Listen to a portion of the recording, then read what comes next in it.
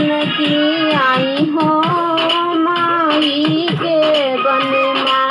जल भर में जानकी आई हो माई के बन माँ। माई के बन माँ, माई के बन माँ। जल भर में जानकी आई हो माई के बन माँ। जल भर में जानकी आई हो माई के बन माँ। के करी बहू अहू के करियाहू बेटी, के कर बहू अहू के करियाहू बेटी। के करी नारी कहाई हो जल भरने आयु। के करी नारी कहाई हो मैया के बनने। के करी बहू अहू के करियाहू बेटी, के करी बहू अहू के करियाहू बेटी। के करे अरे के करी नारी कहाई हो माई के बन माँ।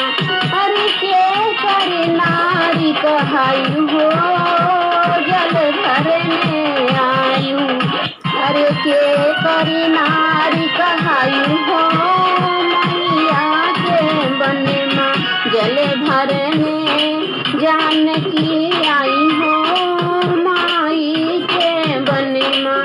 जल भरने जानकी आई हो माई के बन माँ।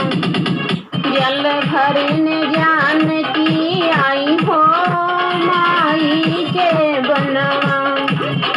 दशरथ बहुआ जनकी की बेटी, दशरथ बहुआ जनकी की बेटी। अरे राम के बहू कहाई हो माई के बन में। अरे राम के बहू कहाई हो माई के बन में। अरे राम ही नारी कहाई हो माई के बन माँ। अरे राम ही नारी कहाई हो माई के बन माँ। जल भरने जानकी आई हो माई के बन माँ। जल भरने जानकी आई हो माई के बन माँ। जल भरने जानकी आई हो माई के बन माँ। काहे के मेटकी काहे के गोड़ड़ी, काहे के मेटकी काहे के गोड़ड़ी। अरे काहे के डोर लगाई हो माई के बन माँ। अरे काहे के डोर लगाई हो माई के बन माँ। जल भरने जानकी आई हो माई के बन। जल भरने जानकी आई हो माई के बन। माई के बनवा, माई के बनवा। जल भरने जानकी आई हो माई के बनवा। जल भरने जानकी आई हो माई के बनवा।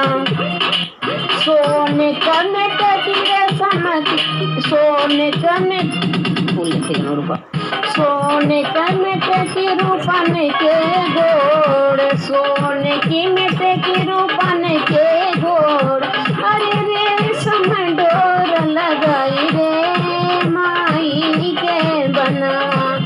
अरे रेशम डोर लगाई रे माई के बनवा। जल भरने जानकी आई रे माई के बनवा। जल भरने जानकी आई है माई के बनवा। सोने का मेटकी रूपन लगी डोगोर हो, सोने का मेटकी रूपन लगी गोर हो। अरे रेशम डोर कहाई रे माई के बन में। जल भरन जानकी आई रे माई के बनमा। जल भरन जानकी आई हो माई के बनमा। जल भरन जानकी आई हो माई के बनमा। जय माता जी।